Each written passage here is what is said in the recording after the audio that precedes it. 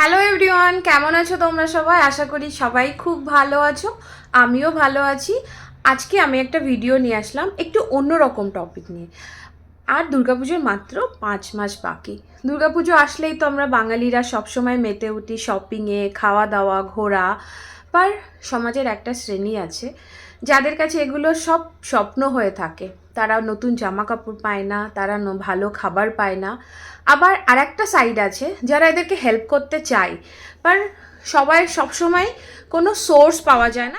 একটা সংস্থা আছে, একটা এনজিও, উসার, যারা এই দুটো সিচুয়েশনটাকে ব্রিজ করতে চায়। এই দুটো শ্রেণীর যে ব্যবধান আছে ওটাকে ওরা ব্রিজ করতে চায়।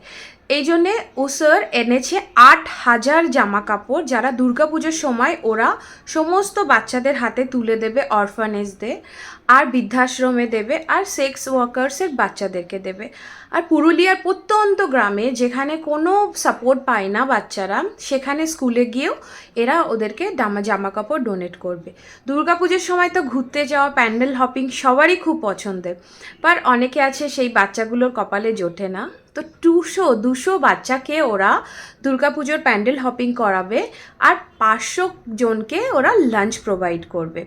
তো এরা খুব ভালো একটা ইনিশিয়েটিভ নিয়ে পাস্ট 14 ইয়ার্স কাজ করছে। আমি ওদের হয়ে এই প্রমোশনটা করছি।